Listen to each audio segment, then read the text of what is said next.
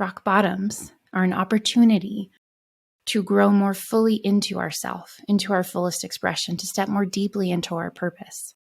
They are an opportunity to be shaped more fully into the person that we're here to be, to have the things that we want.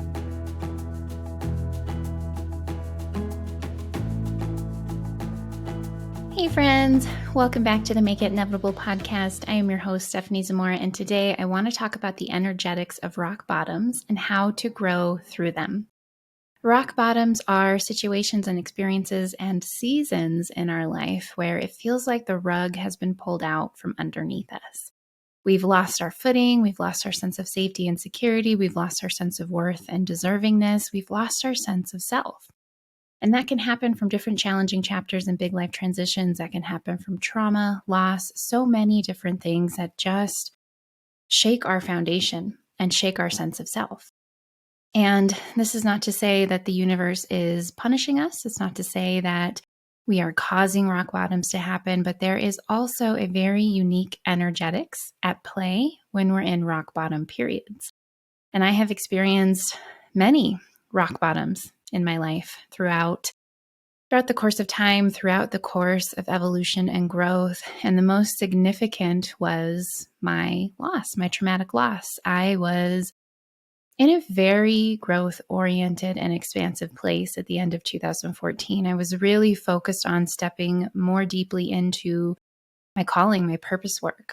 And I felt very called to expand and to grow and to become more of myself. And I thought intellectually that would look a certain way, that would look like making more money in the ways that I already was, growing my business on top of how it had already grown, having more friends, having more opportunities, having more of a public presence.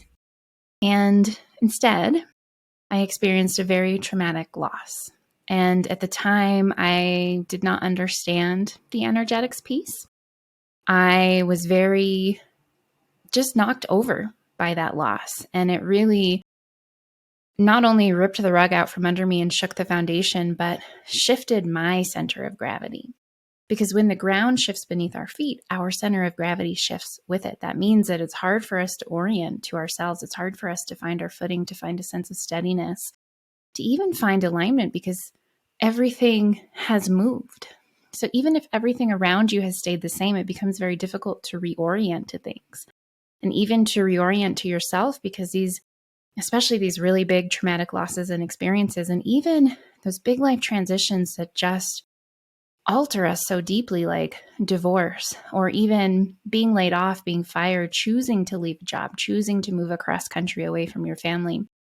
These can alter us so deeply and so quickly that it's very difficult to really feel a strong sense of self, to really be able to come from an anchored place of alignment. So rock bottoms shake our sense of security, our sense of self, our sense of self-worth.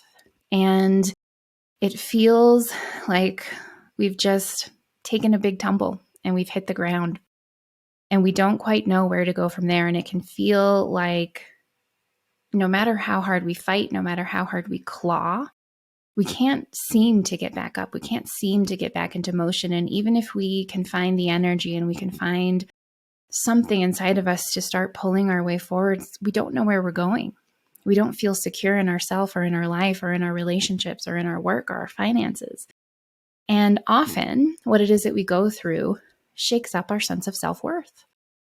I know for me, that particular rock bottom experience really shook my sense of self-worth, because it was a suicide loss right after I ended a 2-year relationship. And I really bore the burden of blame and guilt and shame from that, and felt it from other people in his life very momentarily. There was a lot of clarification that came as we all got to know each other and got to know what was really going on for him and in his life. And still, though, I felt like I could have done something differently. Or if I hadn't ended the relationship, he might still be alive. If I had spoken to him in this way and not that way, maybe he'd still be here. If I had done this and not that. And I felt to blame. I felt guilty. I felt like a worthless human who didn't deserve happiness, didn't deserve success, didn't deserve to be healthy, to be okay, to have anything. I felt incredibly worthless. So my self-worth just plummeted right after he died. And that led me into a series of rock bottom experiences. I got into an abusive relationship with an addict, which further tanked whatever self-worth I had left, and started to have really severe health issues. I've talked on the show a lot about this journey. I had dysphagia, the inability to swallow, intense panic attacks, adrenal fatigue, a lot of pain, like searing pain in my back and hips, and had a financial rock bottom, a health rock bottom, and just this series of bottoming out more and more, having my sense of self, my sense of self-worth, my foundation in life, my ability to align and be oriented to myself and everything around me just continually ripped out from under me. And whatever might have been left, whatever residual pieces of the floor that had been there, just continued to be ripped out. And so these experiences really shook up my self-worth. And when we don't feel worthy and we're not in alignment, we start to stagnate. Our life begins to stall out. Things stop flowing. We stop being magnetic, attracting things to us, being in resonance with the things that are right for us. And we start resonating with different people and different experiences. So these rock bottom experiences shake our foundation, our sense of self and our sense of self-worth. And we've talked a lot on the show about what it means to be magnetic, what it means to become a clearing for what it is that you want to come into your world, to come into your life. And that requires high self-worth. I will link to the episode where we talk specifically about self-worth because it's so important. But just know if you're experiencing a rock bottom, whatever has happened, if it's a big life transition that maybe you chose or maybe it was thrust upon you, if it was a trauma, if it was abuse, if your health is crashing, if your finances are drying up or have been drained completely, if you feel like everything has just shifted and shifted quickly, and like you're at the bottom of the bottom in that experience, check in with your sense of self-worth. Does it make you feel less worthy and deserving of good things, of the things that you desire? Is it causing you to tell stories about yourself and tell stories about what's happening, interpreting what's happening, telling stories about what's happening? Because when we get into those stories, what do? We activate our core wounding. We activate our winning strategies. And when these things are activated, we tend to spiral. We tend to reinforce the belief that only some things are within our reach, some things are possible and others are not. Not only that, but we're telling a story about ourselves of, I'm a piece of crap. I'm worthless. I'm not good enough. I knew I could never because I'm not smart enough. I don't deserve these things. They treated me that way because of XYZ about myself. We feel shame about who we are. We feel like we don't deserve for anything to get better, for anything to be different, or that we deserved what has happened. And sometimes we will even go as far as to start telling stories about the universe is punishing me. The universe doesn't want me to be happy. Life is out to get me. Other people are more deserving, more worthy, more capable of having good things, but not me. And that's not what's happening. So let's talk about rock bottom energetics. Rock bottoms are an opportunity to grow more fully into ourself, into our fullest expression, to step more deeply into our purpose. They are an opportunity to be shaped more fully into the person that we're here to be, to have the things that we want. Now, us going for something. So me at the end of 2014, being in a really good spot and wanting to level up from there, did not cause the universe to have someone die so that I could grow. And there is an energetics at play in rock bottoms that are opportunities for us to grow. So this is a very, I think, important piece to really understand intellectually, somatically, spiritually, all parts of us, to really understand that this is not about saying it was good that the bad thing happened. It was necessary for the bad thing to happen. It's not about bypassing how challenging and terrible and horrific a lot of these rock bottom experiences can be. I think that that is very harmful thinking and very damaging in a multitude of ways, because we start to think that we invited it, that something horrible had to happen for us to become who we're here to be, for us to live our purpose. And that's not true.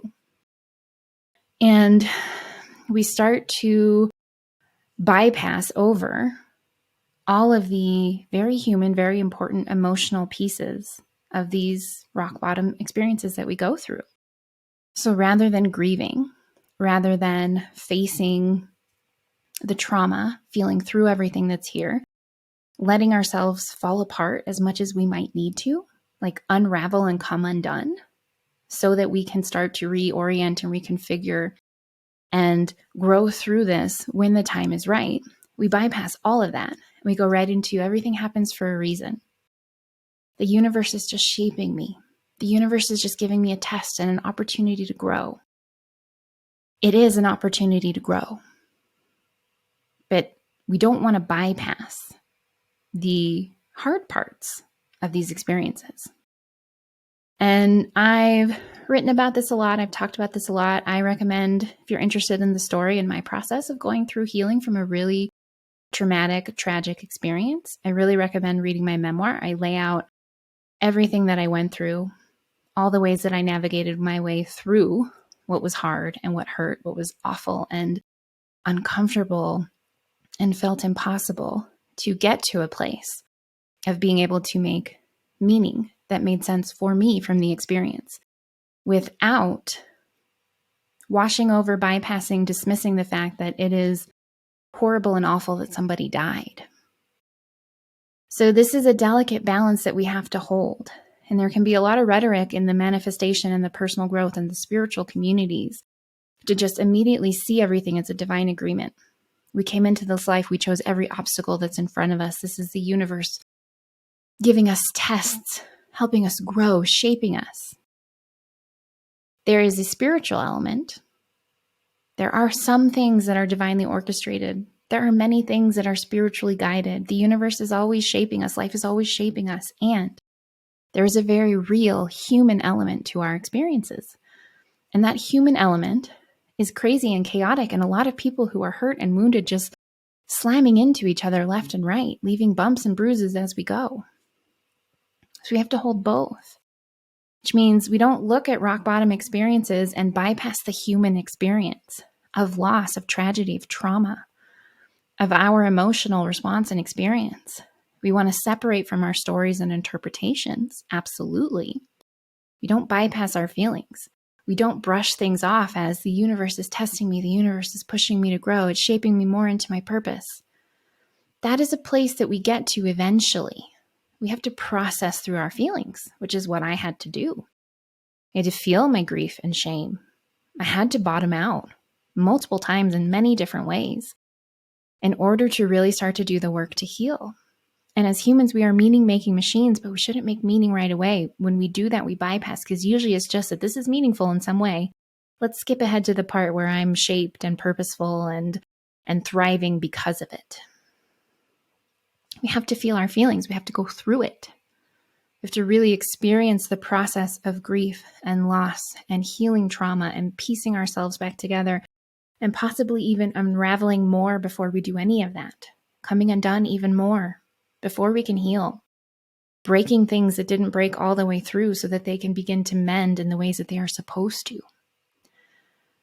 And then in time, with intention, with intentional healing and growth and support, processing through things, we can begin to make meaning from what we've been through. So I have made meaning from that rock bottom experience, that series of rock bottom experiences. It has absolutely shaped me in incredibly positive and beautiful ways. It has shaped my body of work. It has shaped my ability to support other people. It has shaped what I have birthed and created in the world. And that doesn't make his death meaningful or divinely orchestrated.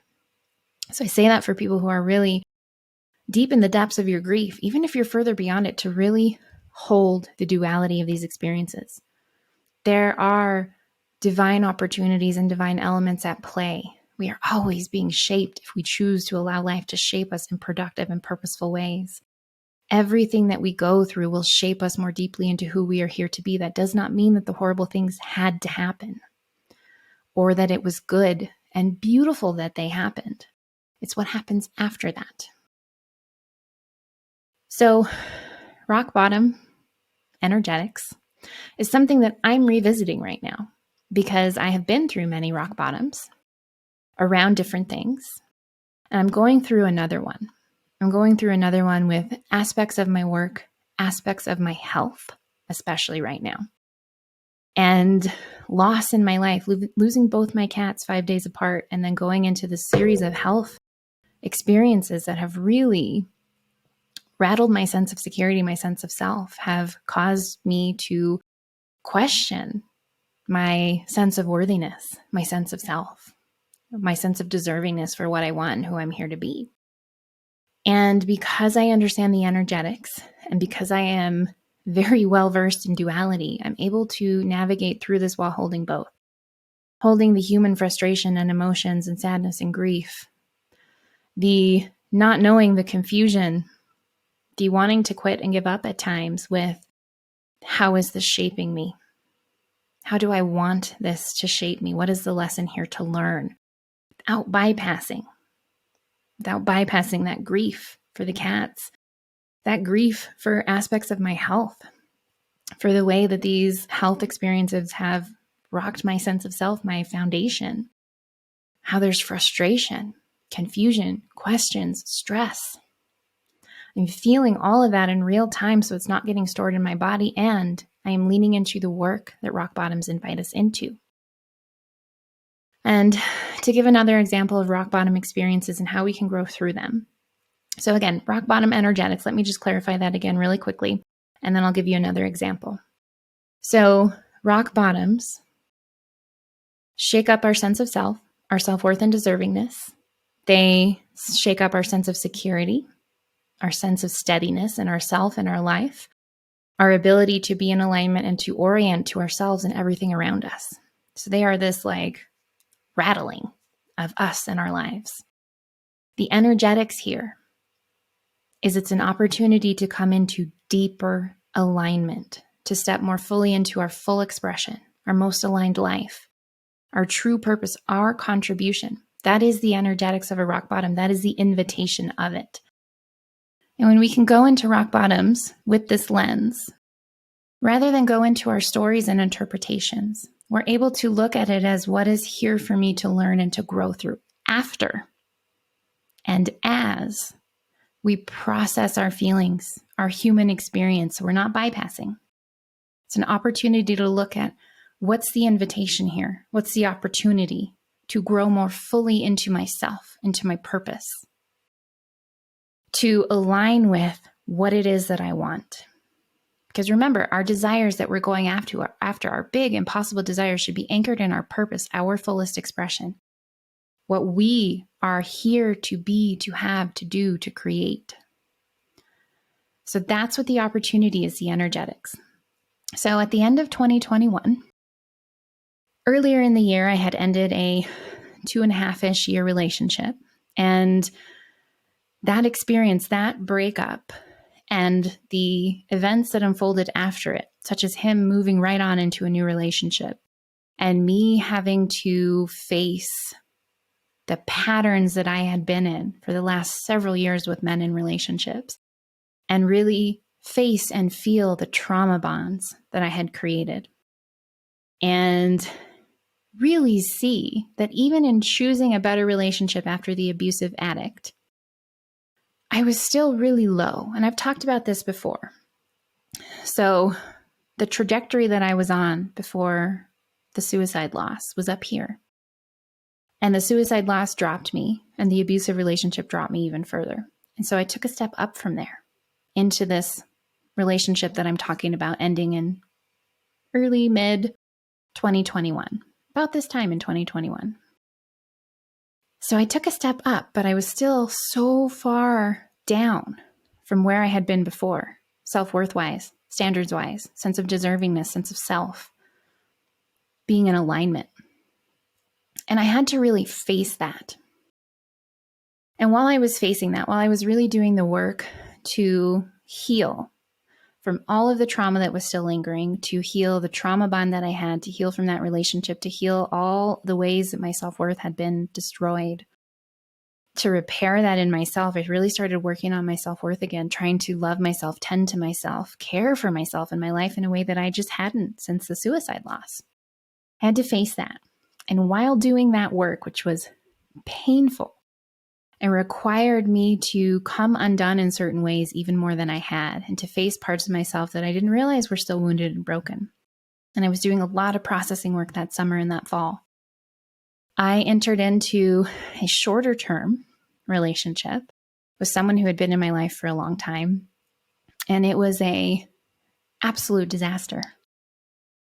It was absurdly awful and horrible and unhealthy and toxic and even abusive in certain ways. And that was my rock bottom in relationships.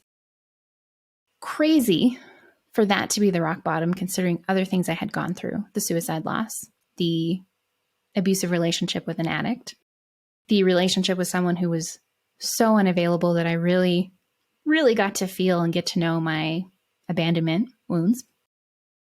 I had to face all of that. I had to see all of that. And I had to see how this last little, much shorter term relationship was a rock bottom, because it was this end cap to everything that I had been through. And the absurdity of it, I think, is what made it such a rock bottom, because it really caused me to question my sense of self, my sense of worth and deservingness, what I should and shouldn't tolerate, what I thought was okay to tolerate because I had such low self-worth. And it sunk me into a depression. It really just splayed me out, all my wounds. It cracked my nervous system. There was a period where I shook for weeks, days on end over a course of weeks, where I was constantly shaking and vibrating because my nervous system just snapped. And so much stored trauma started moving through me because of that short relationship and how it went. And that was my rock bottom, because it really took whatever last bits of self-worth I had and sense of security and stability in myself and just ripped it out from under me.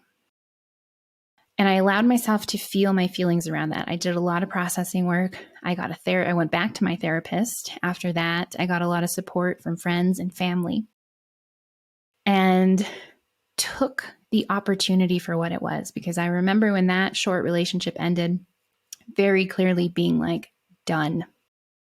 I am done with all of that. All 4 of my prior relationships before that moment, the short one, the 2.5-year one, the abusive addict, and the one who committed suicide, it was this string of relationships that were toxic and unhealthy and broke me in different ways. And I said, done. I am done. I am going to heal whatever needs to be healed so that I never do any of that again, ever. That is beneath me. That is behind me. That is a no. And I started to do the work on an even deeper level. So we can be doing the work. We can be doing the work intensely like I was. And we can have these experiences that really just shake us up and our lives up and our sense of security and worth. That last bit of rattling happens. And everything that is still broken and not aligned comes loose, and we have to face it. We have to really start looking at all of it. And that's what happened. So we go deeper into our work with more clarity about what needs healing, what needs support and repair, what needs to be rewired completely. And as we do that, as we start to repair our self-worth, we start to love ourselves and heal ourselves on deeper and deeper levels, cellular levels, subconscious levels, through things like process work and acupressure, which I do all the time with my clients and I do in my own healing. So we deepen into that work. And we're really pointed now. That's the gift of these rock bottoms of that's enough. There's no bottoming out beyond this. That's the bottom and that's enough. That's no more. I'm done. If we don't take that stand for ourselves, if we don't decide to be done, that's when we stagnate and stall out. And I decided to be done. And I did the work.